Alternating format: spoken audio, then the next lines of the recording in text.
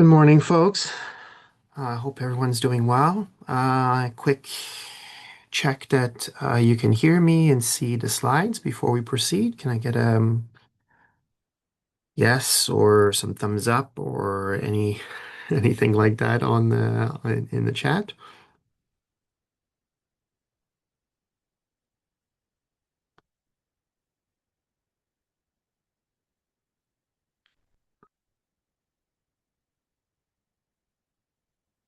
Thank you, Zoya. Okay, so we're on lecture 9. We're going to be talking about education today. A few sort of very, very quick admin things on the front end. There's 4 hours of drop-in office hours this afternoon between 2 and 6 to go and have a chat with either Pamela or Rebecca, whether they're your TAs or not, to chat about any questions you might have in terms of the AI assignment. We have the fifth tutorial, last tutorial that focuses on the AI literacy assignment that happens right after class. And then the deadline for the submission of the AI literacy assignment is on Monday, end of day. Um, we are on pace. I mean, I say we, but it's the TAs that are doing the work here, but they are on pace to be done with midterm grading by tomorrow morning. And so I should have a chance to take a look at things and be able to release results ahead of the weekend. So I presumably that will be Thursday, later part of the day, or Friday, early part of the day. Yeah, I think that's it that I can think of. I'm gonna share the partial set just one more time, and then I guess we'll get started on education. Why are they not here?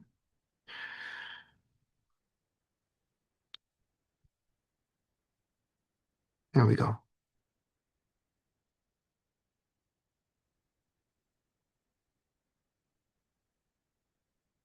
Okay. As usual, if there's questions or comments or queries, you feel free to use the chat or send me a DM. The only difference between the two is that DM, I won't mention your name. If it's relevant to the rest of the class, I'll still sort of answer the question sort of in the moment. Otherwise, I will follow up. I will follow up with you right after class. So today we're talking about education, which, again, not unlike families, is a topic that all of you have a great deal of experience in. You are pursuing higher education right now. That's sort of labeled for post-secondary sort of education. You've been in one form or the other in the education field for a long time. And so you have very solid firsthand experience of what that was like for you, right now in university, but the stages that came before that, be it sort of college or high school, obviously elementary school, sort of before that, or some different versions of alternative to the formal schooling system, in terms of homeschooling or other kinds of programs that sort of led you to today. It's a big topic. It's a really large institution. It's a provincial jurisdiction education. So what that means is in a country like Canada, there really is not sort of one quote unquote education system, but there is, in many ways, there's 13 education system, reflecting the 10 provinces and the 3 territories, which each have their own Ministry of Education or equivalent, and each have their own sort of policies and regulations and what they emphasize. And while there is some harmonization sort of across the provinces and territories, it is one of those sectors where it's really important, where it's going to be the same thing when we talk about health. It's really important also to highlight the fact that a lot of decisions are being made sort of more at the slightly sort of more quote unquote local level. And so one of the consequences of that is that you do see sometimes changes in education, changes in curriculum, changes in policies, changes in and teacher accreditation that are being passed or making the news, that are being adopted by particular provinces or territories that makes them stand apart from the rest. Ontario is the biggest province. It might be where a lot of you have your experience or sort of previous schooling. But the focus today won't be sort of purely on Ontario, but kind of moving from one coast to the next. The main framework I want to use to talk about education, and one that I think would be useful for all of you to keep in mind, not just hint hint for things like the final exam, but also sort of trying to make sense of all these different pieces of education we're about to talk about, is the big debate that takes place on whether or not education is a vehicle for social mobility or whether or not education is a vehicle for social reproduction. And so, briefly, what that means is when we talk about education as social mobility, it's seeing education or recognizing, aspects of education that can lead to significant social mobility, oftentimes intragenerationally, but also intergenerationally. So intragenerationally is meaning like somebody, going back to school, for example, as an adult, being able to sort of, achieve some other certification, get some additional degrees that may open up for them a set of career paths or a set of jobs that makes a material difference in terms of the financial compensation and not just finances, but all other things that we're talking about under the discussion of work, having to do with quote unquote sort of better jobs. On the other hand, there's the intergenerational social mobility. So a lot of families see education as the vehicle for their kids to be able to better the economic situation for their kids as compared to themselves or as compared to their own parents or their own grandparents. So they see education as not the only one, but a very significant piece of trying to sort of better one's kind of quality of life and sort of economic sort of reality out there. So that's understanding education as like a really important vehicle of social mobility. And on the other hand, there are those who push back on that and say that while obviously some social mobility is taking place from education, that a lot of that happens, within the middle class, lifting some individuals from sort of middle class to maybe some, in some instances, upper middle class. But if you step back and you look at folks from the very bottom of the social stratification system all the way to the top, and you see that from one generation to the next, there isn't an enormous amount of movement. There's movement within the classes, from the low end of a particular class to the high end of that same class, but there isn't tons of movement between classes. That education ends up having the reverse effect. It ends up sort of providing, particular kinds of opportunities to people who have more resources, who have more money in the form of sort of private school, better educational opportunities, better opportunities to do skill development.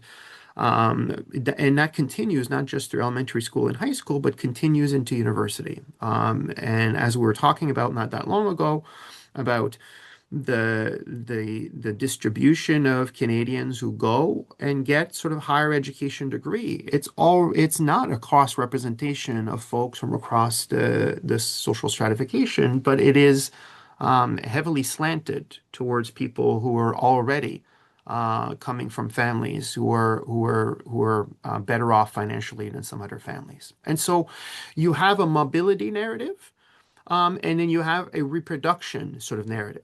And I'm going to sell the conclusion before we go through some of the details, but it isn't that one is entirely right and the other one's entirely wrong.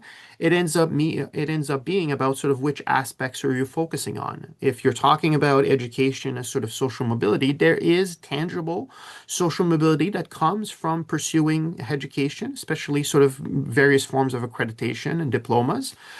And yet, there is a really significant role that education plays in social reproduction. That through tracking and credentialing and the resource did not being distributed so equally across schools, students from more privileged background are more likely to succeed, or more likely to pursue higher education, or more likely to succeed in higher education, and more likely to leverage their higher education in order, this is the social networking part, to leverage their higher education into the kind of career opportunities or the kind of jobs that are really highly desirable.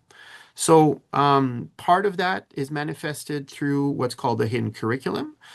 School is a socializing agent. It has its own sort of values and ideas that it tries to impart onto students. In fact, you may not remember this. You may have younger siblings. You may see this sort of out of family members and whatnot. But like the process of joining school, whether that happened in JK or SK or grade one, it's a really big transition for almost all kids to go from the norms and values of their family to now coming into this set of institutions with a teacher with lots of classmates around, where the school is part of what it's doing is it's trying to mold all of these different students into a set of behaviors and a set of values that will align with sort of the functioning of the school, which is meant to be also representative of the broader functioning of society.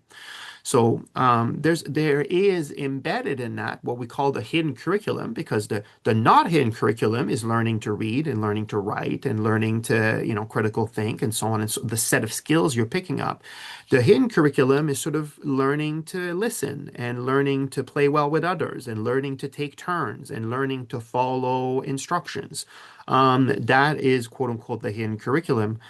And some come into the school system already with practice, having done these things because of sort of the home setup, and others maybe not as much.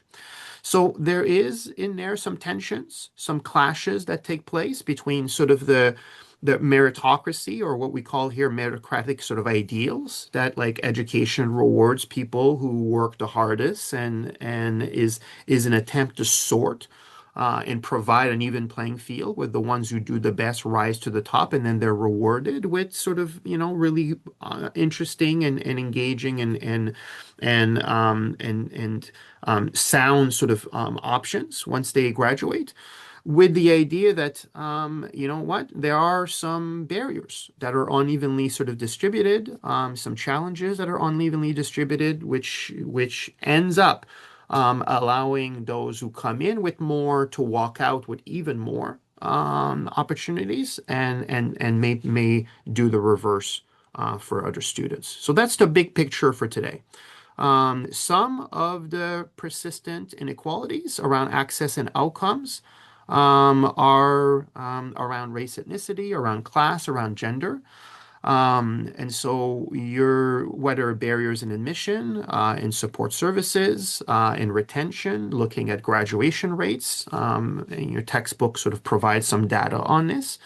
The class-based inequities is the one I've talked about sort of the most, but in the context of, again, of sort of the costs of higher education, this is what I'm going to focus on sort of next.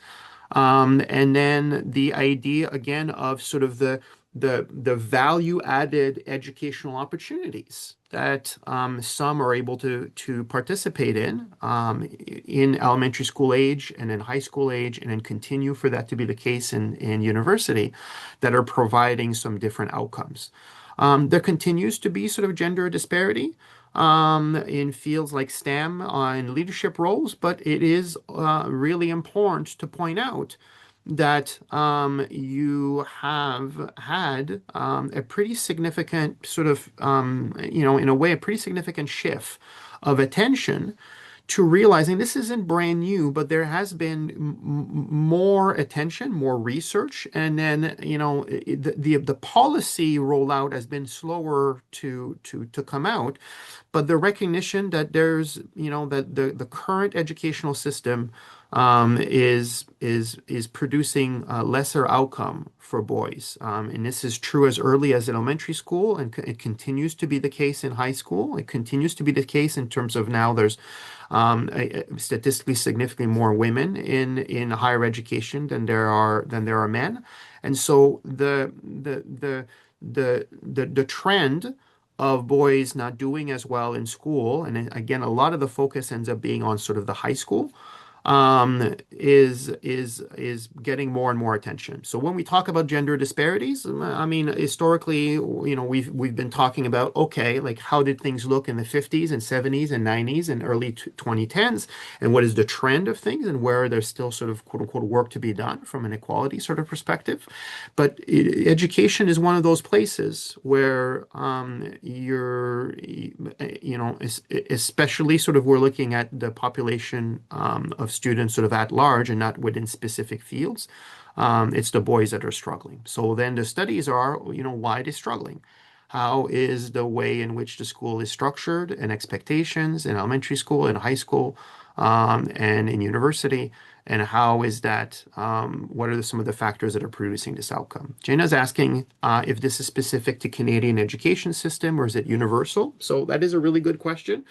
It is neither specific to just Canadian education system, nor are these universal features. So, and this is going to be true as I move through the whole content of the lecture on education. It is a picture of the education system sort of in Canada, which doesn't mean it's specific to the Canadian education system. The Canadian education system shares a lot in common with lots of education systems sort of around the world. So a lot of this will end up being applicable to various degree to a whole set of education system from all the continents. And yet there are significant differences in education system out there. Years are organized differently. The sort of the number of years that's spent at each stages. What is the kind of things that are on the curriculum for grade 3 or grade 6, or I mean, I should even put it this way, but for 8-year-olds and 10-year-olds and 12-year-olds and 14-year-olds and 16-year-olds. What is the patterns of like the structure, how education is organized can vary and does vary significantly from country to country. So I could provide an even more sort of in-depth answer with some examples, but the kind of the quick line here is that it's neither specific to the Canadian education system nor is it universal. It's sort of somewhere sort of in between that. So when we talk about the outcome gaps, what we're really speaking of is differences in what's called academic achievement, which is sort of what people are able to kind of get in terms of degrees or graduate with.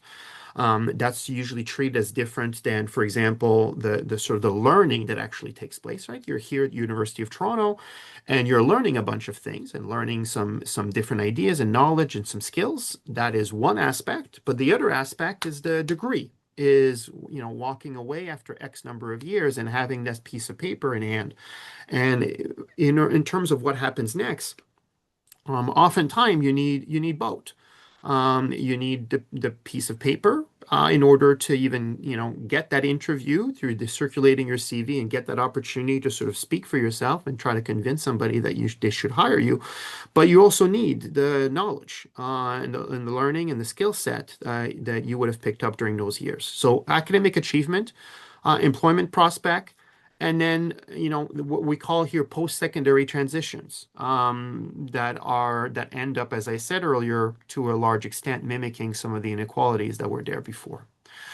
I hinted that this is where I would go, but part of the class-based inequities that it really matters is the fact that we're talking about, that we're talking about tuition and the costs of higher education in Canada. And this is a really good place to provide an example for Jana's question that this is one of the places that marks the Canadian system from the US system as very significant. So while there's some overlap between the system, the cost of education, especially the cost of higher education, is significantly lower in Canada than it is in the US by multifold. That does not mean it's super affordable. It doesn't mean that everyone gets a chance to take advantage of it. It does mean, though, however, that there's a really big scale difference between the debt that average individuals and families must take on in the US for their kids to pursue higher education versus what it is in Canada. So there's been a rising, while that is the case, the cost of higher education in Canada has been steadily going up over the last couple of decades. The average cost of a four-year undergraduate degree in Canada now is just past $100,000, so $101,000. That is more than twice what it was 20 years ago. And so the trend has been towards it being more expensive. There's a bunch of different reasons for that. I'm going to get into some of that over the course of the lecture today. Of course, some of those are covered in your text, but that does mean that in terms of accessibility, higher education is less accessible than it was. The high cost, of course, is impacting people in a different way. Families from lower income backgrounds and we have data to support this, are more likely to be impacted by these increased costs and are turning away from higher education in greater numbers than they would have had in the past, as versus families who are in the upper middle class and sort of higher. The debt and post-graduation inequality is also something that is tracked. Students carry more debt coming out of their college or university than they used to. And again, that debt is impacting different groups of students differently, right? And families that are able to help either a little bit or significantly with the cost of education, then an individuals may graduate with significantly less debt and in some cases with no debt at all. There are students who graduate with little to no debt because they are working, a lot of hours, either off season or throughout the school year. Well, then that has other impacts, right, on their ability to sort of pursue different kinds of academic opportunities, and to be able to sort of look at the beginning of their week and say, okay, like this is going to be a big week. I'm going to put in a 50, 60-hour school week. When there's already 30, 40 hours accounted for work, then again, this is another way in which money ends up playing a role and accessibility of education ends up playing a role. So this ends up putting an impact on academic choices, right? It creates a set of situations where when we talk about the challenges being unevenly distributed, some are facing very, very difficult trajectories, and they can't afford certain programs because certain programs are more expensive. It's not tenable. Their ability to sort of try to juggle the school part with the work part, like it just ends up being too much. And so there's higher rates of sort of dropping out and not finishing. So these are not insignificant. And we're talking, at least in this one, on the picture for domestic students. But many of you might be international students or may have friends or colleagues that are international students. And that picture there is even more extreme, meaning that the tuition costs for international students has shot up much more quickly in the same time period than it has for domestic student. Part of that is because a number of provinces, including Ontario, have had a tuition freeze on domestic tuition for an extended period of time. And while the costs keep going up, inflation means everything, you do nothing different, but everything costs, 2, 3, 4, 5% more every year, compounded over a number of years. Cuts that are made from the state to public institutions, right? Most colleges and universities, not all, but most colleges and universities are public institutions. Sort of Canada means historically they relied significantly on public funding. Those have been cut across most provinces over that same time period, and so the difference has been made up. The universities and colleges have increasingly operated on quote unquote the back of international enrollment. The average undergraduate tuition for international students in 25-26, this is a year we're in right now, is just under $42,000 a year. This is the average. And so again, we've got then a stratified access to education, right? Some can afford it. Some are looking at 42 and it's less than it is in some other countries or other places where they may go. But 42,000 a year times 4 years or 5 years, I mean, you're looking at 160, right? 170 to 200,000 clearly not all families living out there, existing out there sort of in the world is able to afford that. So you have, because of that, then another layer of sort of replication, the social reproduction piece, as versus sort of the strong framing of sort of social mobility as a piece. Um, the other aspect that might be there is that sometimes the financial stress can be also a barrier for international students to participate fully in campus life. And again, in some cases, it may mean that the time that's available and the sort of social capital that's available to get not just sort of the classroom learning, but other aspects of the educational experience can be compromised. Again, of course, not for everyone, and these are averages, but nonetheless, sort of it speaks to additional barriers that are present out there. So what we have, and this is what I sort of just spoke to sort of earlier, is we have on the one hand budget cuts, on the other hand, tuition freezes. And so what you've had a strain, a pretty significant strain on universities and colleges in the country. A place like U of T has been relatively, this is, in relations to sort of others, has been relatively spared, partly because it continues to be able to recruit very well. And even if the tuition at U of T is not, two times or three times higher than it is in the other colleges and universities around, the students continue, both domestic and internationally, to want to come here. So there hasn't been large program closures, but one thing that has happened, including in places like U of T, is larger class sizes. And fewer, in some cases, fewer student services that are impacting, again, all students in one way, but the students who rely on those support services more than others. The changes we've heard in the news over sort of the last, I would say, sort of a year and a half, to, for example, the number of international students that Canada will accept, has already had a pretty significant impact, meaning that there are a whole host of colleges and universities across the country who've had to make significant cuts, including cuts in personnel, meaning cuts in staff, cuts in faculty, cuts in programs. In at least a dozen cases, you've had colleges or relatively new accredited universities who've had to close because they could not function with a 20, 30, 40% drop in their international student enrollment, which is the consequences of what took place. So you have then stratification, what I've been talking about so far in terms of the impact of social group and social classes and their access to education and their chances of success within education and what they can do after education.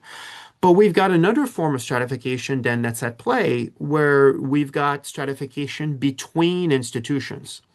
Being in institutions where, it's budget cuts and budget cuts and budget cuts, that is sort of how things are operating right now. And everyone's got to do more with less. You can't hire new people, you can't hire new staff, you can't hire new faculty, you got to make cuts sort of everywhere. Then the experience of working in those places and attending those places is impacted in a not insignificant way. And yet there's other institutions where they are, they continue to sort of be able to do within, I would say, there are some changes that are oftentimes mostly sort of on the margins, but on a wholesale, the institution is able to sort of ride these waves and continue to offer what they were offering before. Like, in other words, U of T is not facing, for example, an existential threat of having to close programs, or think about the threat of sort of shuttering down because of the dire sort of economic circumstances. Good for us, obviously, but in the scope of sort of higher education in Canada, not everyone is as fortunate as that. So that's the institutional strain on higher education. That's sort of the pivot right now from the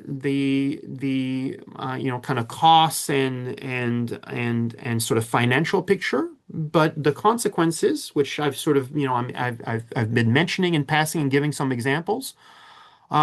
We and when I said like some families or some students are more impacted than others when there's cuts being made to elementary school, cuts being made to high school. This is another thing being in Toronto that you may have seen in the news, you may have heard of, right? There's a lot of concerns around the funding of schools. There's a lot of talk from students and from teachers and from administrators that there's just not enough money in the elementary and high school system, and cuts need to be made left and right.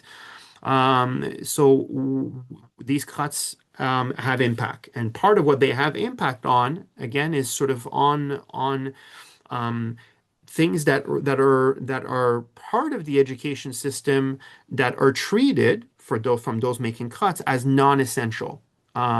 You're talking about, for example, families who have children with various sort of disabilities, having cuts to sort of the services that are available to them, creating some additional sort of barriers. So one of the data that I'm providing here is that over 79% of families with disabled children report exclusion from early year services. There's been a significant sort of teacher gap. I mean, there's other explanation for that. It's not just cuts, but cuts is sort of part of it. You have had in many places, and this is again applies in our neighbor sort of down south in the US even more so than it does in Canada, but there's been changes to sort of who gets to be in the classroom and teach because there's been such teacher scarcity. People have started to sort of put folks in the classroom who don't have sort of teacher training. But even beyond that, they're like being like having educators who are specialized in inclusive pedagogy, right, that are there to support all kinds of different accommodations and are there to support learners who require some additional assistance in order to be successful. Those are some of the services that are cut. So what you have then is what we call social marginalization, is that children with those extra needs may experience stigma and isolation. There's reduced expectations for what they can do because, again, those services are sort of not there, and on their own, they may struggle a little bit more, which of course can affect things like self-esteem on the individual side, but also can affect their success in school. It means that they're less likely to be able to be successful, to pursue these opportunities, and be able to continue and reach higher education and do well in a higher education environment. So what we have is a tension between policy and practice. There is, still a lot of discourse around sort of an inclusive education, but if the funding is not there and the support services are not there, if when cuts are being made, these are some of the places where cuts are being made, is in this support services, because again, it's, people will say, well, the electorate, most of them have children that won't be impacted directly by these changes. So sometimes that's why these cuts are seen as more palatable. But they have real significant impact, of course, on the experience of education. So this is in what's called inclusive education in an elementary or high school environment, but we have there's also that lens also applies to higher education.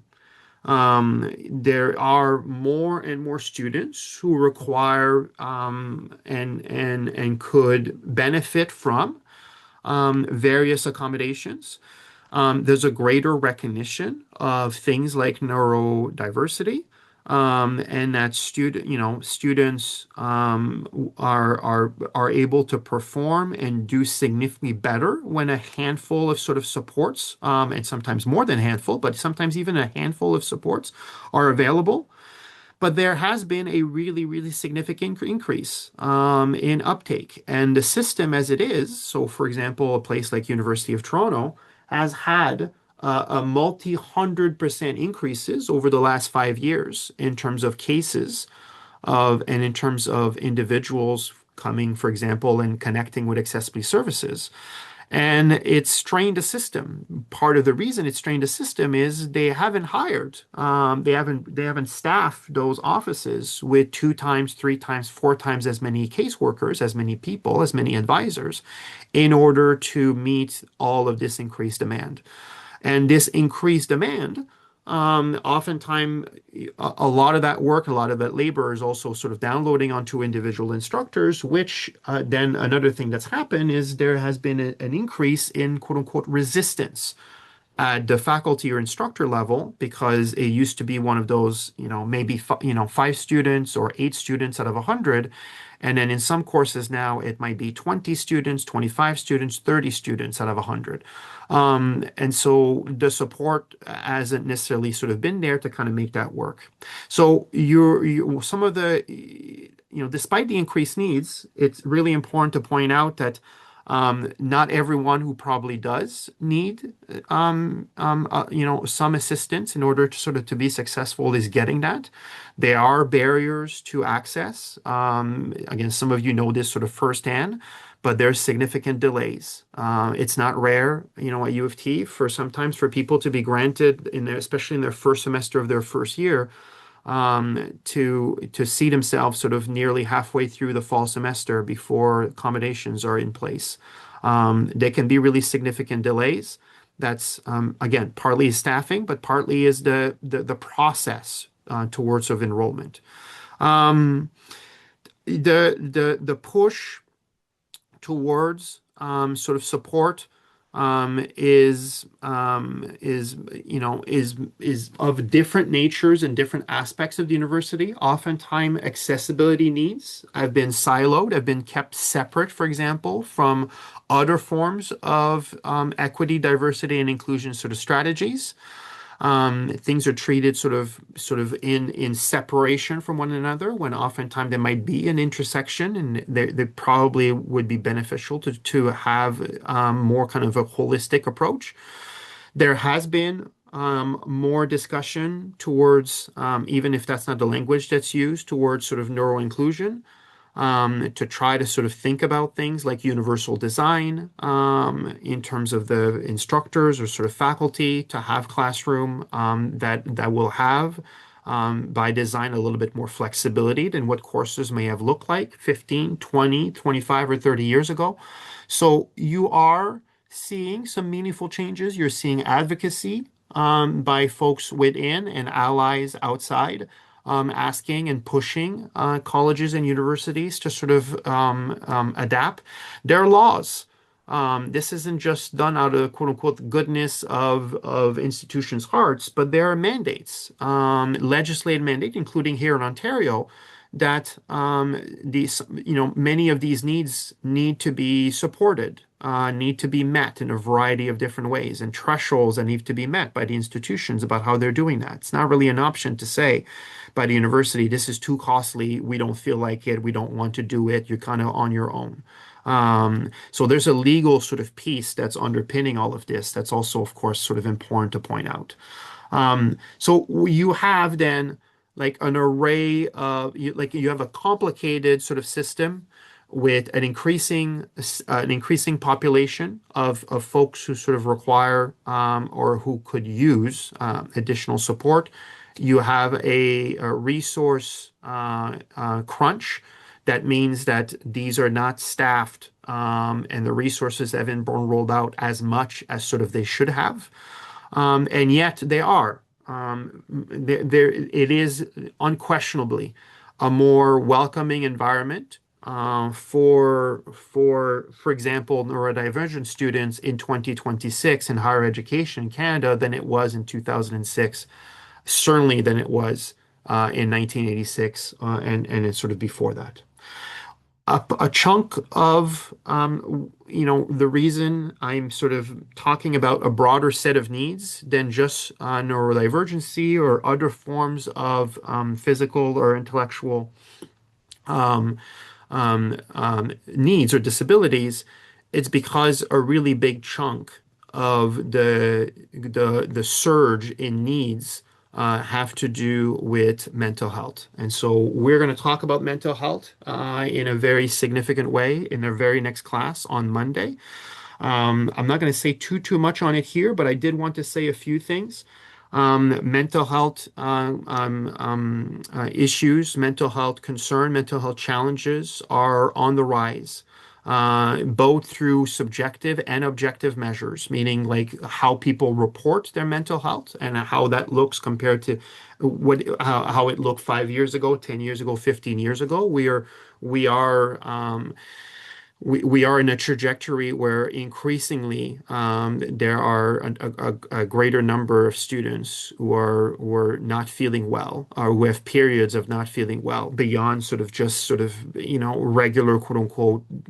I don't want to use the word normal because it's so pejorative, but a sort of a more typical form of anxiety that's there temporarily and kind of goes away, something that's more systematic than that. But there's also a bunch of objective measures of like the amount of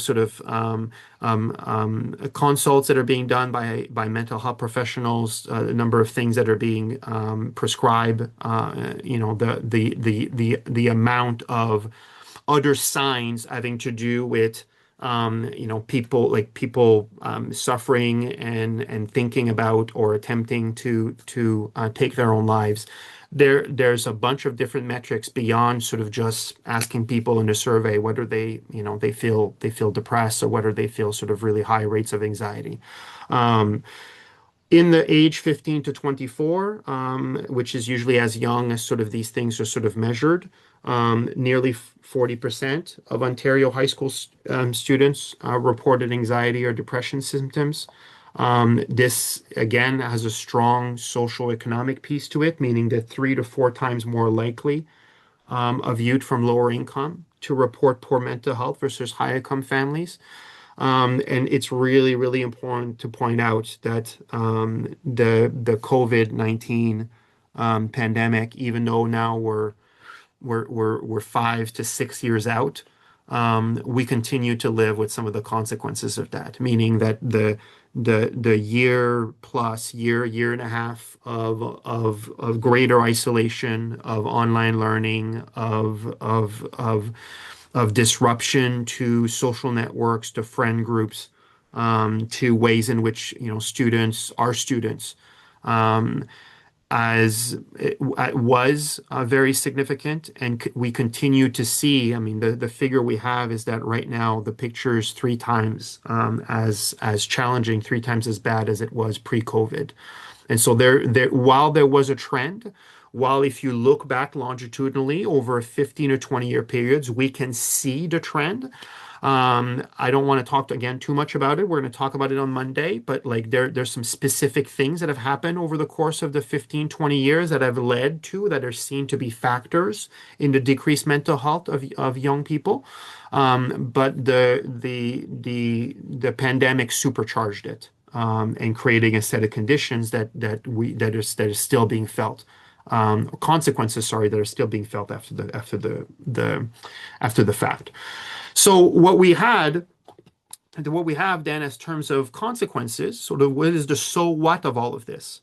We've got, poor mental health is bad onto itself and has real health consequences, but it's also linked to lower grades. It's also linked to, missing school.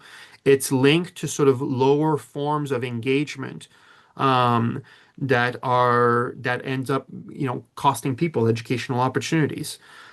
Students I've mentioned are already facing really significant wait times. There's also stigma sometimes still and lack of awareness, although I also need to pause there for a moment and say that the stigma around mental health is significantly softened or decreased compared to the stigma on mental health for 15 to 20 years ago. And it is one of the explanations, it's not the only one, but it's one of the explanation why we have seen a subjective sort of spike in people sort of talking and understanding their own lives through the lens of mental health, is that there has been more discussion. There's more openness. It's more out there. There's more representation of it. There's more people in different high profile places talking about it. And so there is just more awareness of it. And that usually leads to more people sort of saying, yes, I'm going through that as well. Um, I've talked about the difficulty in terms of resources for accessibility, but it is the very same challenges that are happening on the mental health side. While there are mental health services, oftentimes the students are waiting, and there are some students who require assistance, who don't get the kind of sort of support you would have wanted them to get because of the resource crunch. So schools, including U of T, has attempted to expand the counseling services and create peer support programs, and try to create and promote mental health education so that there's earlier intervention, so that people are seeking out help when, if it takes 2 weeks or 3 weeks to get in front of a health professional, it's not the end of the world because it's not at the crisis level yet.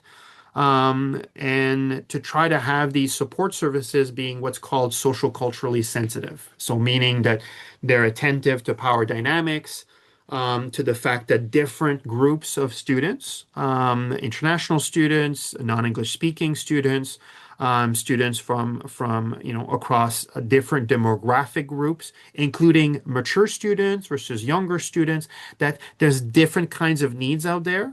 And so you need the support services ideally to be able to either support everyone, or if you can't support everyone, then connect people you can't support with additional services where they can get that support. And so talking about all of that, there has been a pushback, and there has been concern from some that see the mental health care of students, of university students, we're speaking, let's say, about the University of Toronto, as not something that is within the purview of the university. That, in other words, some are out there with it's not the responsibility of the university to look after the mental health of its students. This is what the healthcare system is for. And the university is here to teach. And the care, including mental health care, is not something in which the university is equipped, and not some which in which the university really should be taking ownership over. And that ideology or that viewpoint, that perspective, does mean that there isn't always a consensus about what is the role of the university, how many services should be available, how much investment should be made in this portfolio. Clearly, that perspective has not won out, meaning colleges and universities are increasingly mindful and investing in mental health services, but they're doing it in a depending on the context, in a liminal way. What I mean by that is they're doing it so that some support is available, but that support is not sufficient to tackle sort of the extent of the crisis, because mental health in terms of young people, from a public health perspective, gets talked about as a crisis. It's not there. It's not equipped to sort of deal. It hasn't resourced itself up to be able to deal with the crisis that's there, that's available. So yeah, I want to pause here and say that this is like many other topics. This is one where, the part of the job, or part of the aim, or objective of a researcher in this field, is to map out what are the issues, map out what are the contributing factors, map out what are the different stakeholders, map out what perspective or what position these stakeholders hold, and then analyze whether or not current policy, current laws, current resource deployment is reflective of a consensus on the one hand, a heavily divided, heavily fractured set of stakeholders on the other. And then if it is a fractured set of stakeholders, whose perspective and whose position is enshrined into law, into policy, into resource sort of allocation. So depending on, the type of sociologist somebody is practicing, they're mapping out all of this different sort of picture to try to create like a comprehensive analysis of what are we talking about here, right? What are the issues? What's connected to the issues? Who's involved in these issues? And then how are these issues addressed, if at all? And then these responses or implementation, what gaps remain after they've been implemented, and what positions or what ideology or what perspective do those implementations reflect? Um, Not to say that's the whole sort of picture, but that's a relatively good snapshot of how somebody would approach all of this. Okay, so we're gonna take our a breath or a break sort of here. It's 10 o'clock, sort of on the nose. It's a little bit earlier than usual, but I think this is a good place before because now moving away from tuition costs and barriers and inclusive education and pedagogy to other topic within education. So this is a good quote unquote natural point to take a pause. So it's 10. I'll come back at 10:05. In the meantime, yeah, if you have any questions or comments or queries, please feel free, and then I'll address those as soon as I come back.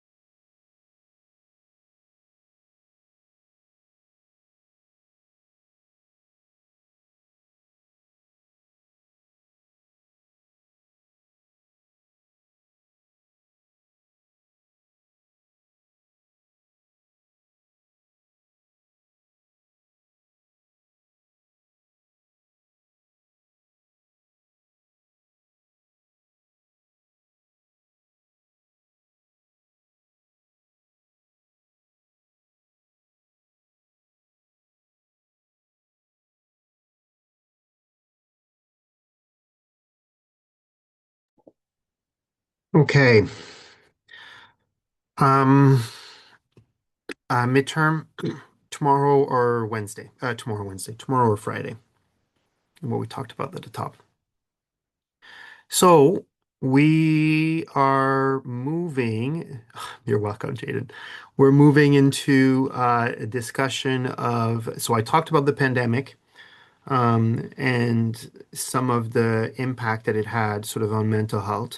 I guess, not I guess, but one of the one of the pieces that's connected to that's not the only one, but it's the idea of the significant increase of online and hybrid learning. Frankly, the class we're in right now is a good example of a consequence of the pandemic, and I'm going to explain why, although it may seem strange. So before COVID, so before 2020, about 10% of all course enrollment in Canadian universities and colleges were in fully sort of online format. And yet, a short 3 years later, nearly half of students expressed a preference for either what's called hybrid or online format. And what that means is that in summer classes, for example, at U of T, pre-pandemic, were almost all, minus a few exceptions, again, maybe about 10%, were offered in person. But the demand for in-person courses in the summer post-pandemic dropped off a cliff. It's not that there's no demand, but the demand is much smaller than it is for online courses. And so a lot of units, I don't say all units, but a lot of units have expanded their online offerings in order to quote unquote meet students where they are. Like, a lot of students are not in Toronto, for example, during the summer, or even if they are, they're navigating, work, they're navigating other activities, other responsibilities.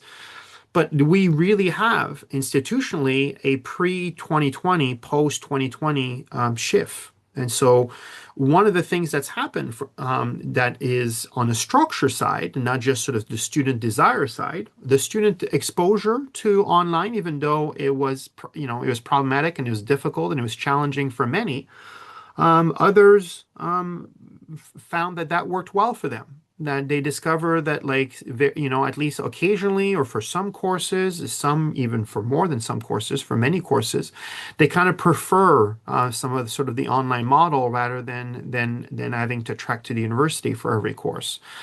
On the structure side, universities and colleges, including places like U of T, invested very significantly in digital platforms and instructional design, supported by the province, supported by the Ontario Virtual Learning Strategy. And what that meant is that the average capacity of instructors and faculty to teach online, the technology being available, the presence, for example, of things like Teams and Zoom that 15 or 20 years ago would have made something like this sort of nearly sort of impossible, certainly at scale. Are and the other piece, which is a word I've used a number of times this semester, is the idea of normalization. Like, once people have gotten exposure, both from the faculty instructor side and from the institutional side and from the student side, then instead of being, a break in case of emergency, you only use it once in a while. It became part of the, flexible way in which courses are being offered. And, again, from a question of accessibility, a question of access, a question of being able to to continue to make progress in one's education, while be able to go back home, but while be able to go back to the East Coast or West Coast or somewhere else, sort of in Ontario, back with one's sort of families and friends. Or of course, even more so the case if somebody is, going home sort of internationally, that, like, it creates a situation where it doesn't need to be choosing to stay in order to take courses versus wanting to go home and what comes along with that, or going somewhere for work. Um, it now it's part of the new normal. And it's very hard to see a situation where this would sort of entirely disappear. There has been a little bit of a pushback in the last sort of year and a half, I would say. And part of that is because of another innovation, which I'm going to turn to in a moment.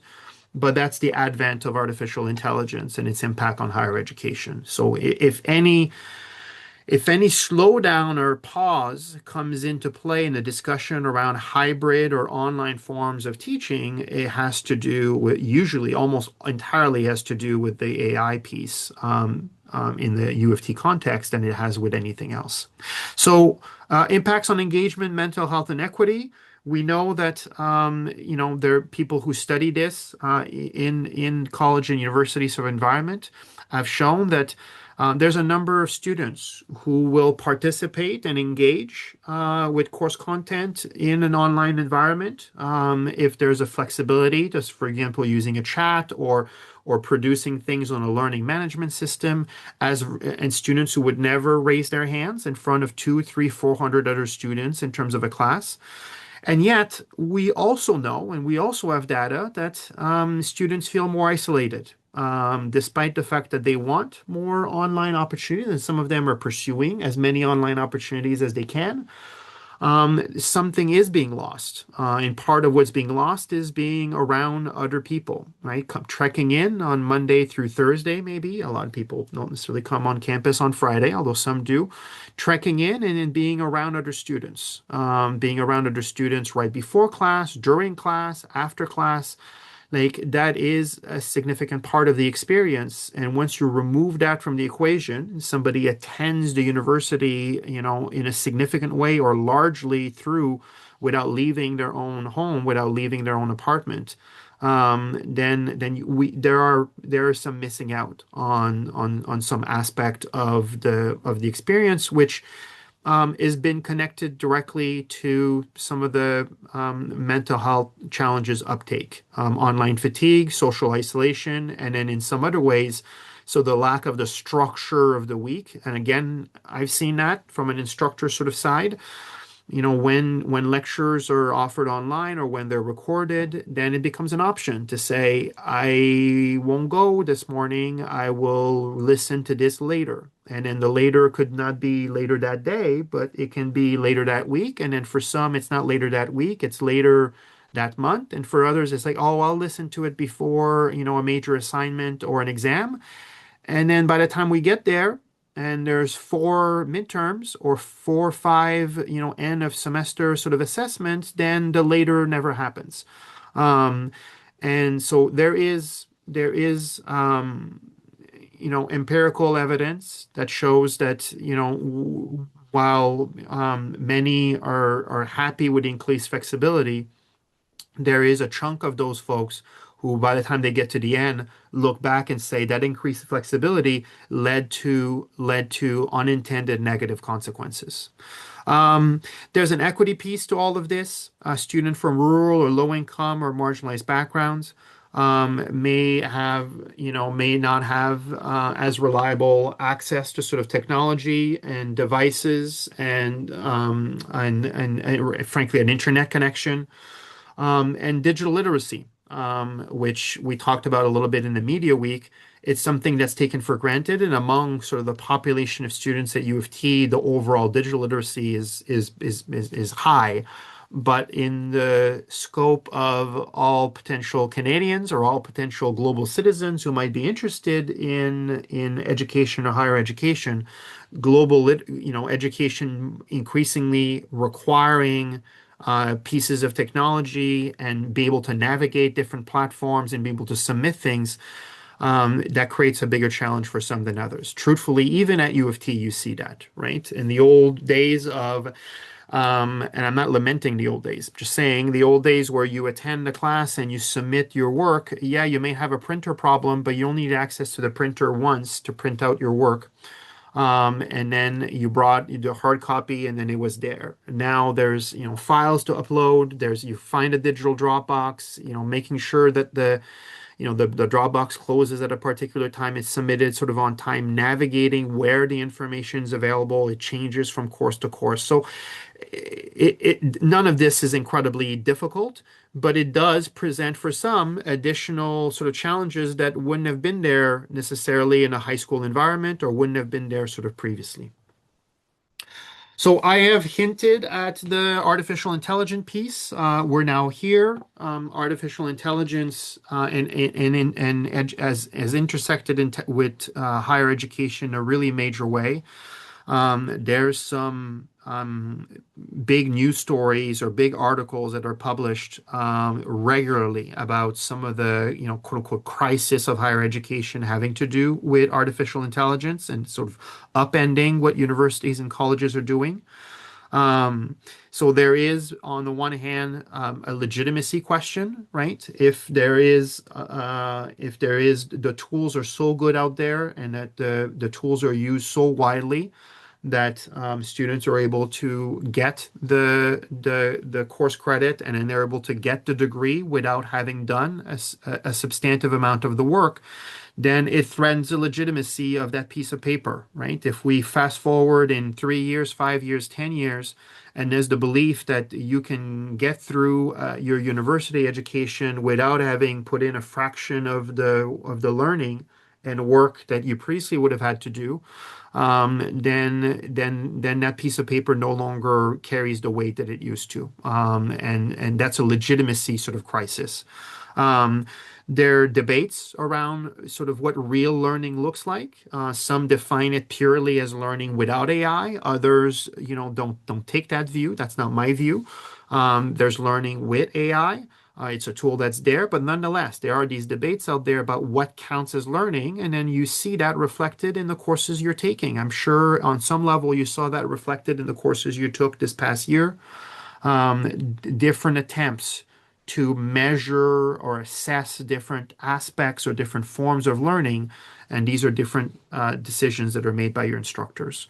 On the one hand, AI is providing already some tools to support, some tools towards learning. It's able to provide and bridge the gap for some in terms of the assistance they might be able to get because there's a tool that has lots of knowledge that's drawing from a really large pool of information. And so that is a positive. On the other hand, we've got again that digital literacy piece that not everyone has access to those tools in the same amount. Some of the tools that are out there are much better than others. I'm sure you've noticed that as well.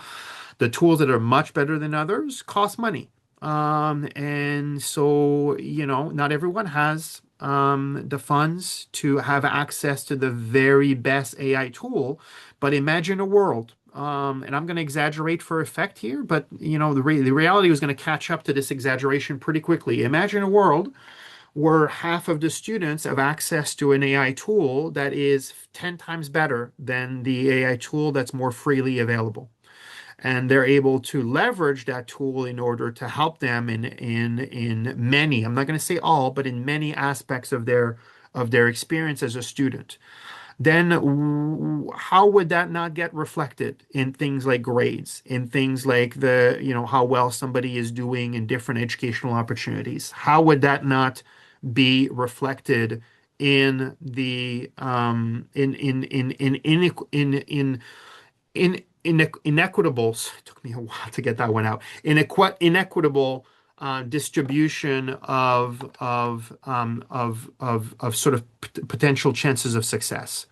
Um, Somebody's asking me if I can go back to your slide. Remember that the full set of slides is made available shortly after lecture, so it's not one of those times where I'll be able to do that. But between the recordings and the full set that's put on Quarkus, you'll be able to have access to the slides I've moved on from in a little bit after class. So what we have is again other forms of stratification that are not being created by AI, but could be exacerbated by AI. And again, the more access to really strong AI tools, so this is a money thing, and the more using AI in a way in which somebody who has practice with that, who's able to leverage more of it, who's able to get more out of those tools. So that's another form of digital literacy. those sets of skills and those sets of kind of capital, it's not quite skills, those sets of sort of capital ends up having a really significant impact. The other piece of stratification is the institutional stratification. Not all institutions are leaning into AI innovations as much as others. We see that in elementary school and high school environment already, even though it's only been a couple of years. And certainly we see that at the college and university level, that some schools are going full tilt in leveraging AI innovations and others not so much. So then again, it creates differences between institutions, which already existed, but exacerbates those. And it also means that the educational experience may look quite different, even more so than before, for those who attend one institution versus another. AI tools are being used not just by students, but they're being used by the institutions to, in a variety of kind of capacity, automating, different services, different support services. So that's a thing. There are discussions. I don't know how widely this is used yet. It's not in our department of sort of my knowledge, but AI use for grading, for content creation, for various forms sort of formal tutoring, but the possibility is there and it's real. And so this connects to the discussion about de-skilling we had when we talked about work in the economy last week. And it's less, I mean, it's a mix of sort of where things are now, but it's also kind of a consideration about where things might be in 2 years, in 5 years, in 10 years. I mean, I used to use longer time horizon, but things are changing so quickly that it's probably more accurate for me to say like in 6 months, in a year, in 3 years, than to say in 2, 5, 10 years. Finally, there's also the leveraging of AI for surveillance and for sort of data analytics. So gathering information about students. So if students are potentially using AI in the production of their work, there are some, there's the other side of the coin of that is our courses and institutions using AI to detect, to surveil, to gather information about students, so that that information then can be leveraged in a number of different ways. So it does raise questions around students' autonomy and student privacy and institutional power. Students are oftentimes quite surprised about how much data is being collected by their institution, sort of about them, like that it sort of exists out there, both at the course level, but also by the units, and then more broadly by like your college and university. And AI is facilitating that. It's facilitating the accumulation of that data, but it's also, more importantly, it's facilitating the analysis of what's called big data, of like large quantities of data, and being able to run some analysis and be able to create actionable pieces from it that previously would have taken a lot longer. So this is connected to the topic of what's called kind of media education, right? Digital literacy, media literacy, these two are really kind of intertwined. But there is, and this course and the AI literacy assignment is in that vein. But if we're looking even before that, the Ontario language curriculum now as media literacy courses starting in grade 3, meaning all grade 3 students out there are getting weekly media literacy courses, focusing on things like the purpose and audience and techniques and things like online safety. They're negotiating sort of the consumption of media, production of media, and online kind of content. So really it is media/digital sort of literacy, trying to sort of identify overt or not or implied messages. And again, part of that is an old school skill, which is the critical thinking skill, but in an environment for the 2020s, an environment for 2026. And this media literacy is taught across subject matters, meaning it's meant to intersect and be applicable, through the languages, through science, through the arts, to try to promote better digital citizens, to try to promote more active sort of participants, trying to promote more critical thinkers as it pertains to sort of media sources that are out there. When we talk about media literacy, One of the reason that this is so important, 91, over 90% of young people in Canada, this is again ages 15 to 24, are using social media. So that's almost everyone, right? It means 1 out of 10 is not. Over 60% are relying on it for news, for information. And yet, when studies are being done about the ability, and this isn't to pick on young people, because frankly, adults are barely any better. But when the 15 to 24-year-old are tested on their ability to distinguish between fact and fiction in terms of sort of news stories, a lot of them don't do very well. And this is also true, by the way, of the older age groups as well. Um, the being able to sort of be discerning and be able to independently, verify some pieces of information, relying on an array of different sort of sources. This is something that you need to learn. As verse and now the choice has been made that this needs to start being taught at a much earlier age than we would have been doing previously. Um, there is a push towards this because of the rise of AI generated content, the rise of not just quote unquote fake news as we're talking about in the media, but really sort of clips that are not real, news stories that are not real, things that are made that are made to sort of deceive. That's has led to an erosion of trust. And on the one hand, and on the other hand, has led to sort of increased difficulty again of discerning what's real and what's not real. Media literacy is seen as really, really important for democracy is a big term, but for broader public good. And the reason for that is that people have a voice, people vote, people choose particular policies locally and provincially and sort of federally. You want individuals to perform opinions and to have values that are based on like their take of things that have actually happened and not swayed left, right, or whichever directions by things that are not true, by things that have never happened, by things that are made up, by things that are invented, by things that are AI generated. And so you need that. It's seen as sort of a public good, the development of what's called sort of digital citizenship. And so again, despite the progress, there is inequitable sort of rollout of this in terms of implementations. And so there have been a call for what's called a national strategy for digital media literacy so that you don't have, gaps between provinces and then gaps in implementation between different school boards. But you're presenting this as something that ought to have a coast to coast to coast applicability. Okay, there's a lot going on here. We're approaching sort of closer to the last block of the lecture.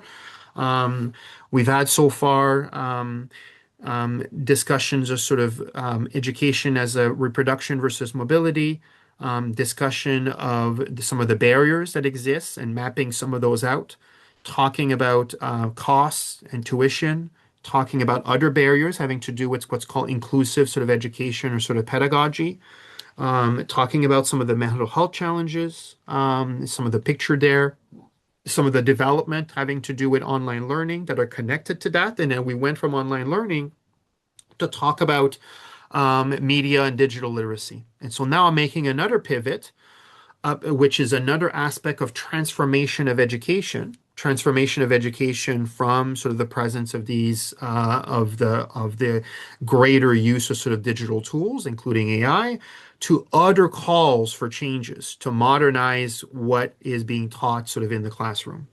And so you have had pretty loud, pretty significant calls all the time within the education field to say we should not just be replicating and just copy and pasting what we're teaching in the past, but we should look at what we're teaching and see if there's things that are missing from that and whether or not there's any changes that ought to be made. If you know any teachers, if there's any teachers in your family, you know that then educational reform is there's a lot of mixed feelings towards that because oftentimes over the decades, educational reform has meant, oh, a new party is in power. They want to put their own stamp on education. And so then there's a reform that's being made. And then that reform is at play for, 4 years, 6 years, 8 years. And then there's another group that comes into power. And now there's another educational reform that moves things in a different direction. So despite that, there has been and continues to be across many stakeholders in the educational field calls for changes, and it's been a source of debate between different groups of parents, between teachers, between students, between policymakers and politicians. And you could add to that potential employers as a six sort of stakeholders who are all have like an investment or invested, they're all invested in sort of what is being taught in schools. Oftentimes, some of the reforms sort of more recently have been trying to sort of, again, I've mentioned the digital literacy piece, but like really kind of promote, critical thinking, problem solving, trying to say like one of the skills that's important for students to pick up in the number of years in school is the ability to sort of adapt to what is a rapidly changing technological environment, social cultural environment. Like you never know where you're going to be by the time you're done with your 15, 20 years of schooling. And so you want to create and you want to help shape a set of students that will be able to kind of go with the flow, that will be able to adapt to sort of new situations. I've already talked about the equity and inclusion goals, trying to sort of promote inclusive sort of learning environment. That's certainly been but part of the push. I've talked about the technology sort of integration, and I've talked about the mental health. So those have been some of the pieces that are there, sort of a repeat of some of the things we've talked about so far, throughout the first 3 quarters of the lectures. But there's been some other pieces that have also come into play. There's been a push since the Truth and Reconciliation Commission and its call to action. There's been a push to continue or engage in indigenizing the curriculum, right? Having more at the various levels from elementary schools to high school and also impacting higher education to incorporating more indigenous knowledge, languages, and worldviews in the course content and the pedagogy. That is very much central to the reconciliation process and the findings of the TRC. And really, we're talking about, and the push has been towards structural change. And sometimes what has happened is more symbolic change. And so the criticism and the debates out there on whether or not the changes that have taken place are sort of a kind of a token change, a small here, a small there, but not really kind of meaningful, or is there sort of a meaningful engagement with Indigenous perspective, Indigenous knowledge, and Indigenous history? Methods like talking circles, oral storytelling, land-based learning, those are promoted at the University of Toronto. You're not seeing that sort of in every single course. I mean, that's not the goal, but you're seeing the number of offerings where that's a really sort of central piece, really sort of on the increase. Institutions. I've invested various amounts, some institutions more than others, and try to sort of promote those sort of broader practices, including indigenous pedagogical practices. So all of that's part of the movement towards what's called indigenizing the curriculum, which itself fits within a sort of a broader label that's called decolonial approaches to education, which is to say, if the education system as it was for a while was really reflective of sort of British, Western European sort of modes of sort of learning, because there's a colonizing project of one group of people who came and through warfare and through sort of cultural domination took over, ran the state, decided what needed to be taught, and in some cases erasing, in some cases just being silent about any other groups that's present here, that was already present here on the territory of Canada, those approaches are all part of this broader push to say, okay, like the education, elementary school, high school, and higher education in Canada should be reflective and should have embedded in it Indigenous knowledge and experiences. It should be part of what's out there. And so, in policy and in calls for change that has taken place, in implementation and in practice, that is still very much a work in progress.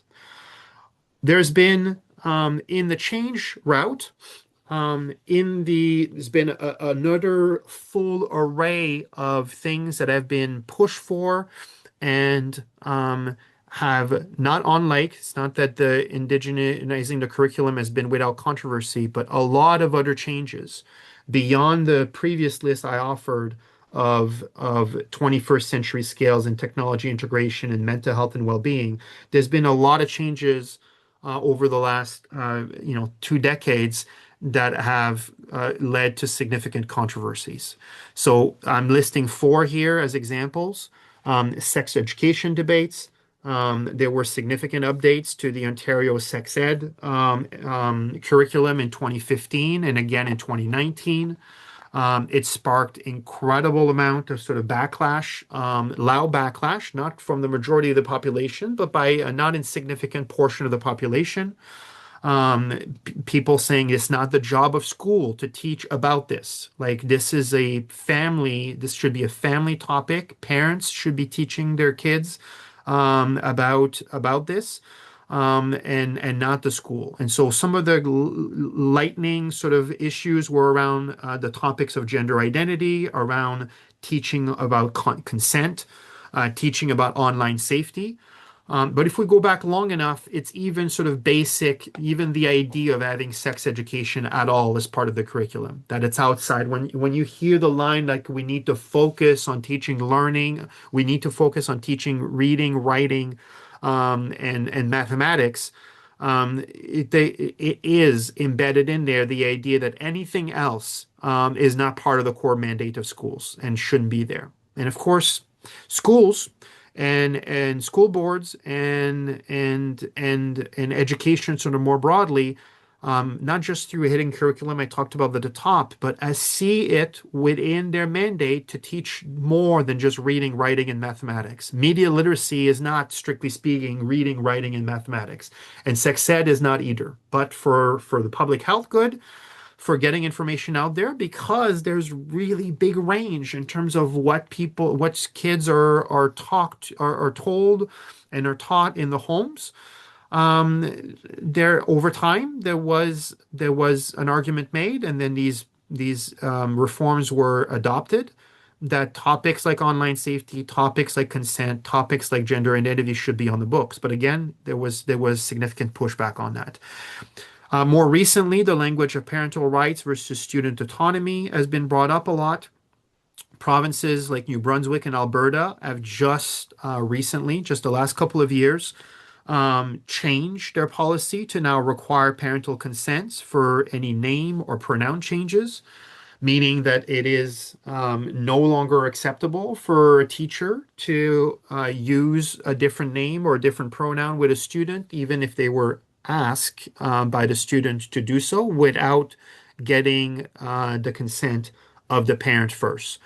And so what you had is very much, so I want to take a pause here on this just to sort of, without doing a 20-minute deep dive into this controversy. The concern from those parents is that there's a wedge that's being created between them and their kids by the schools. So there's a fear, and this is the language, this is what the content analysis of the discourse from the parents produces.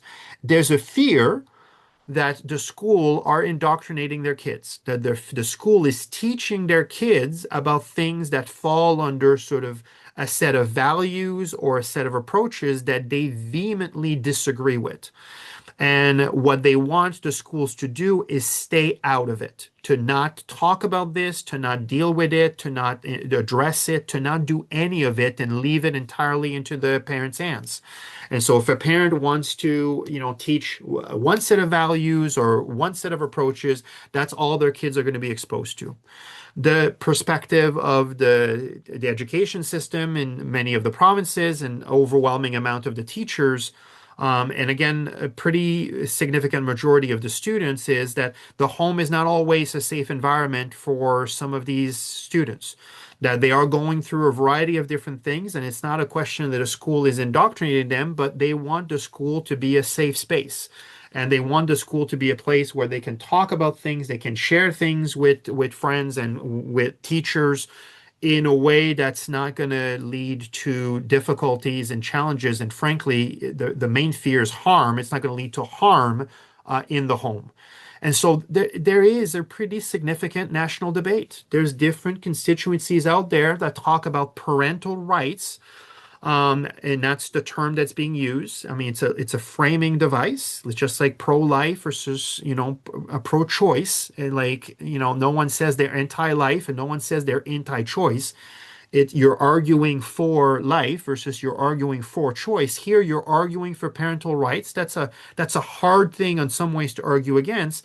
But then the other side is arguing for student autonomy. Like these are especially when you're getting into the 12 and 14-year olds, but even before that, students are making choices. Students have agency. And so we ought to be able to provide a space where there's some student autonomy in there. So there's big national debates. There's been marches and protests.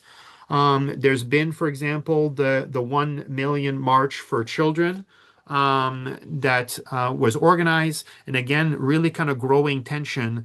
I mentioned New Brunswick and Alberta because they're the ones who changed sort of the policy, but these protests are happening in BC, they're happening in Ontario, they're happening in lots of places across the country. And then the impact is felt, again, disproportionately by some students more than others. And so the impact is felt, more so by LGBTQ plus students, especially when those policies are being rolled back.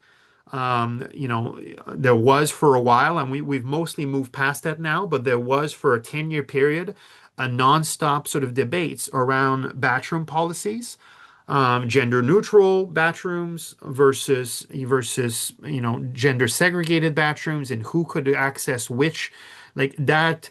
Not saying that's not happening anymore, those debates, but the height of those debates has now passed. But it dominated public discourse for a very long time. And it's about the same kind of issues here, of what is the role of the school and the education field, to provide a, to stay quote unquote out of entire sort of subject matter, or to engage in these subject matter as part of the educational experience.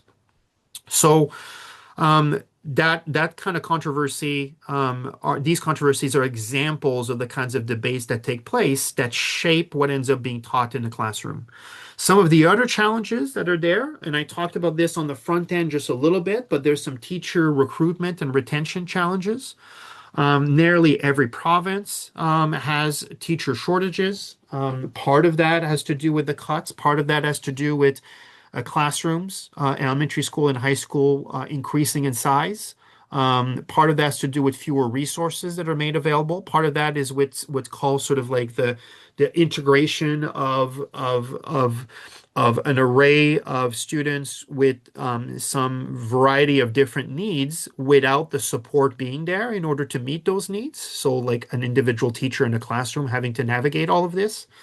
Um, there has been more difficulties in retaining teachers and recruiting teachers.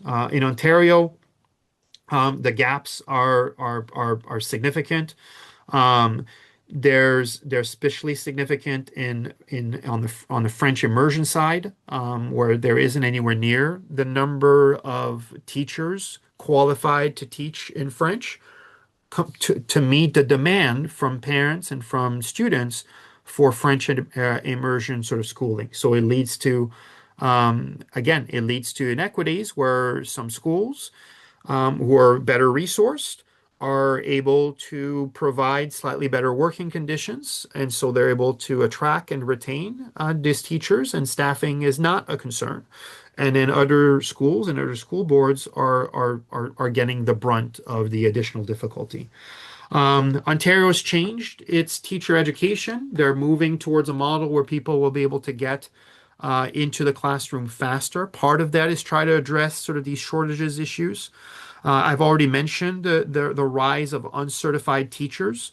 Quebec right now, or actually those are figures that are 1 year old, but 9,000 non-certified teachers on not sub on long-term contracts. British Columbia's had an increase of nearly 75% in uncertified hires over the course of the last 5 years. So there are more people who are being put in the classroom with less training because you don't have enough people who are trained. There is, we can take a pause here again for a moment and say, there are fields where we would never see that happen, right? We would never say, oh, there's not enough qualified pilots and there's not enough qualified doctors. And so we're going to allow people, and there's not enough qualified engineers. So we're going to allow people to build buildings, build bridges, to fly planes, or to operate without proper certification.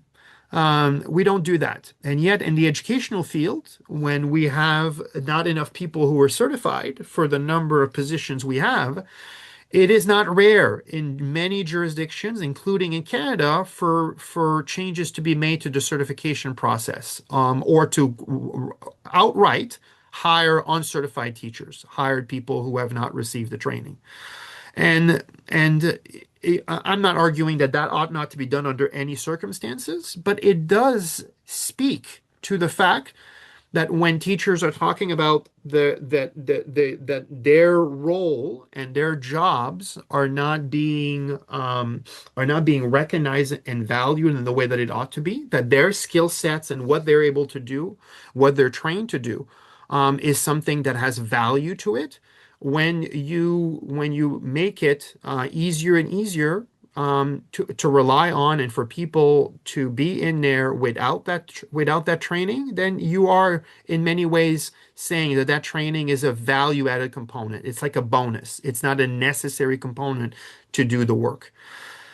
Well, the evidence doesn't really point to that, though. The evidence points to that the quality of education from uncertified teachers does, in fact, go down, and not insignificantly. That, as it turns out, not having teacher ed and not having the background necessary means that the classroom management, the proper sort of supporting of students' needs, the proper scaffolding of learning over an extended period of time, all of these are compromised. It's not impacting students who are high achievers, who have lots of support at home, and who are already kind of be able to quote unquote navigate all the expectations largely on their own. They don't really need the teacher to do a lot because they already are doing quite well and they can kind of sort it out. The folks who are being impacted by this the most are the ones who do need that teacher, the ones where a good teacher versus a poor teacher actually makes a really meaningful difference to their chances of success. So I don't want to speak, of course, for any of you, whether or not you've had that experience or not that experience.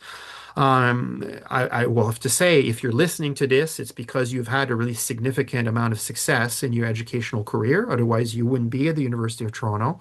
But you're nonetheless like this, these have real impacts. There's part of sort of the structure, everything from sort of policy making to funding to resource allocation to what's being valued. And it's not unfair to talk about this as sort of a crisis as well. Working conditions are driving attrition. 70 to 80% of educators are citing poor working conditions, higher stress, more classroom violence. I talked about that in your text in more detail, so you'll be able to see that there. There's a greater number of people who saw teaching as a vocation, who invested a number of years getting into the classroom, but then who leave within the first 5 years. due to burnout and lack of support and deteriorating classroom environment. I'm not even getting into how much what the average teacher in an elementary school classroom spends of their own money in order to provide supplies, in order to decorate, in order to make the classroom environment a welcoming environment for the 20 or 25 students that are in their classes. Um, it is, yeah, anyway, I don't want to beat a dead horse here. That's a violent, unnecessary analogy. I don't, I don't need to belabor the point.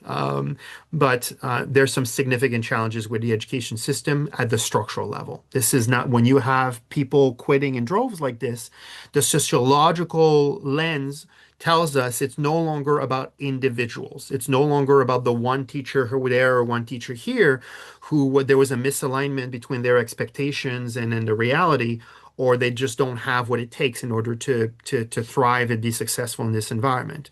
When you've got these kinds of high numbers, difficulty in recruiting, difficulty in retaining, attrition in sort of high levels, you are usually looking at a more structural level of explanations. And then again, those explanations sort of are out there. So what are the responses that have been put out? I've mentioned a few of those sort of already, but a fast tracking of certification. Provinces like Nova Scotia and Alberta, an accelerated teachers program, Ontario, it's not in place yet. I'm going to add it to the slides probably next time I teach, but it's being rolled out.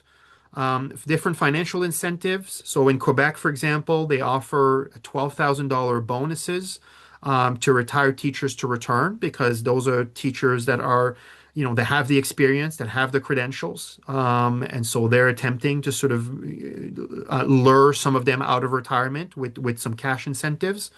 BC's offered different cash incentives, especially to fulfill rural vacancies where they, just like in the healthcare, we'll talk about on Monday, but it's much harder to retain and to get teachers outside of large urban areas. There's been a targeted recruitment in terms of immigration. The Canada's 2025 Express Entry now prioritize educator.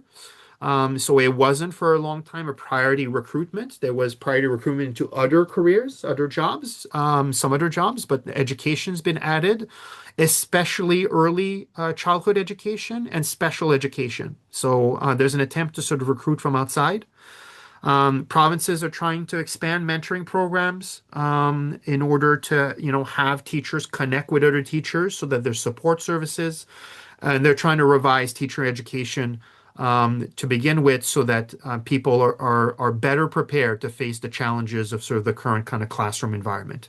But there's still calls for reform, including, every collective bargaining, sort of debates in every provinces oftentimes have the same issues, which is class sizes, push towards improving safety, because again, the increases of incidents of violence between students and between students and teachers, and then invest in long-term retention strategies. And then the last piece for today, the last aspect of today's lecture is on micro credentials and what's called non-college post-secondary pathways.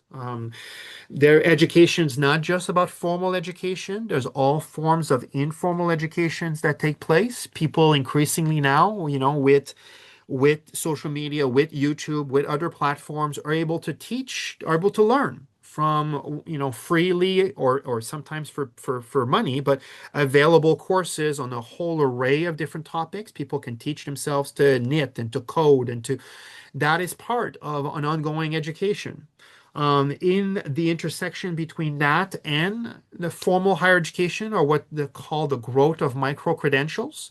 Micro-credentials are not these kind of 4-year degrees like a bachelor's or 2 years degrees, sometimes like a master's degree, but they're targeted training that are being put together towards a really specific aspect of the workforce in order for them to develop a skill set to pick up over the course of a few months, to be able to pick up like a small certification that says, okay, I've gone training on this new platform. I've got training on this new know-how. I got training on this new accounting practice.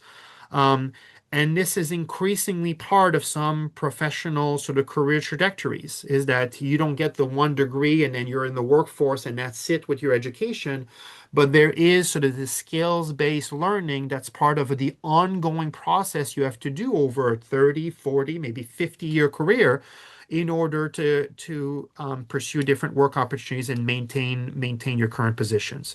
So colleges and universities, including U of T, have been expanding their micro-credentials offering, oftentimes in partnership with particular sort of fields of work or in partnerships with the government.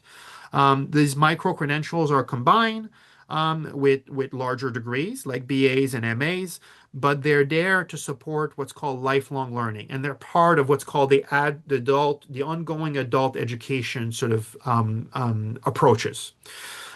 These programs are trying to work around, usually they work around people's schedules. They usually sort of have a significant amount of sort of flexibility around like how they can be pursued. A lot of people pursue those with families, with full-time work and other responsibilities. So the programs are built so that you can do, for example, you can do it over several years, very, very slowly, or you can do it like really kind of quickly in sort of a like a version of a summer course for 6 weeks as versus taking something for sort of multiple months.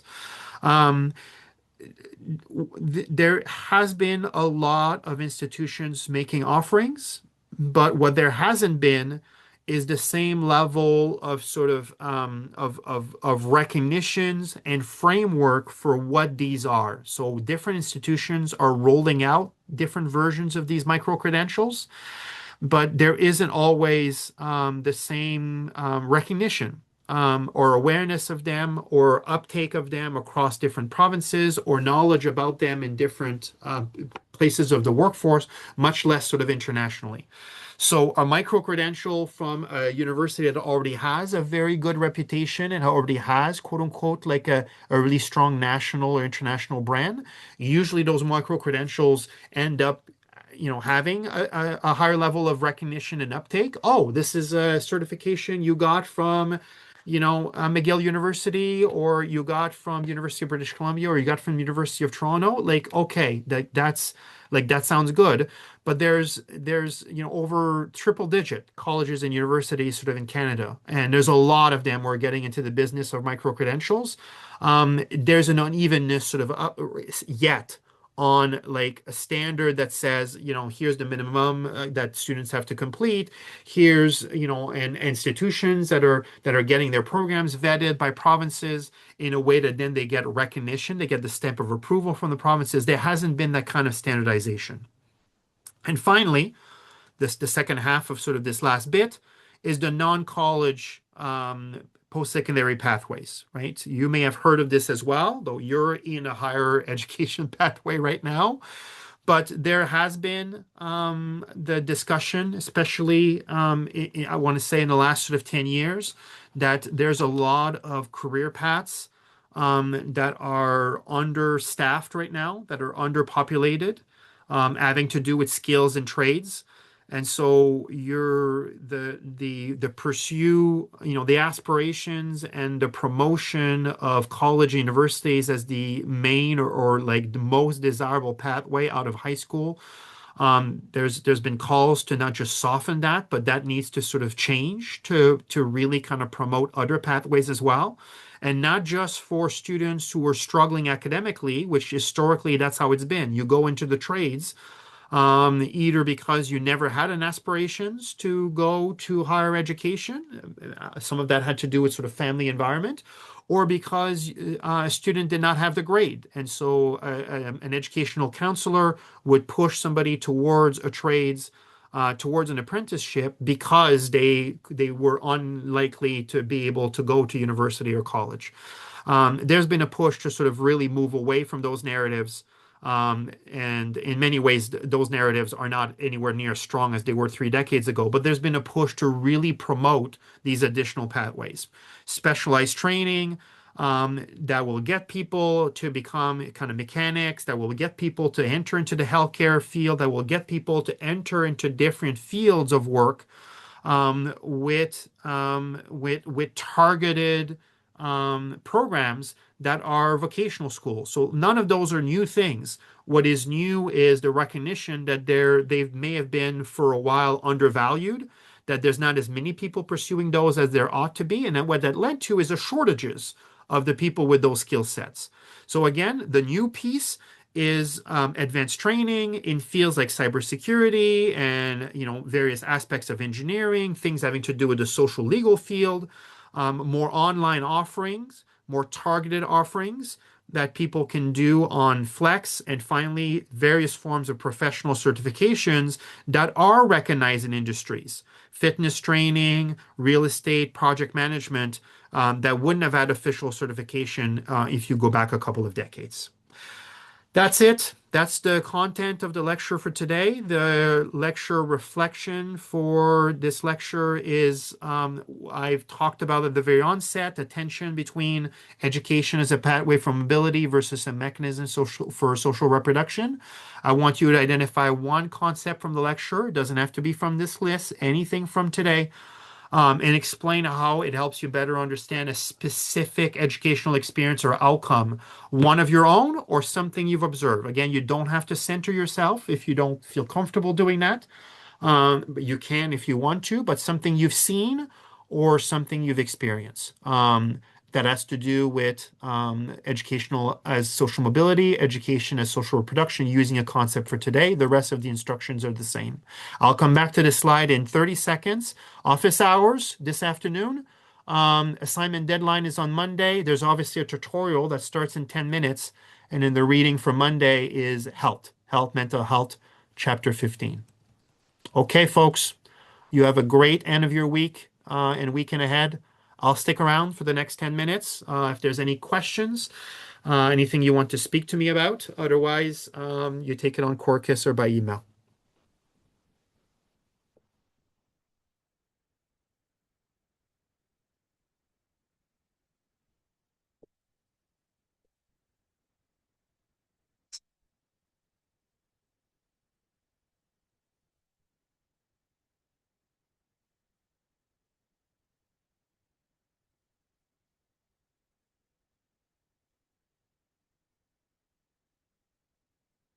Typing because there's a couple of people who wrote me DMs, but I see lots of thanks you, so I appreciate that. I hope you all have a really great day.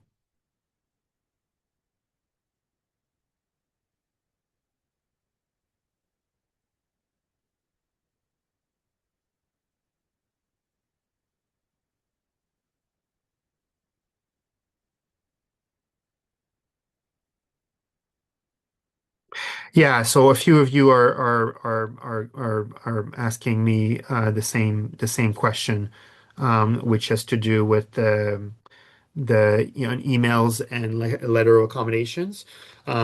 If I got it since Monday, I wouldn't have answered quite yet. Usually, sort of, it can be up to 48 hours before I'm able to sort of respond to everything. But there is nothing to worry about. If you have a letter of accommodation and you ask for an extra week, you will get it. And that does mean the deadline will be the 15th and not the 8th. But you will also get a written confirmation from me and not just need to take my word. I mean, obviously my word is it's being recorded, so it's you can take it to the bank, but you will hear back from me 100%. I just haven't gone to it. So there's nothing to worry about. If you don't hear from me by tomorrow, then you may want to follow up. But otherwise, like you should be good to go.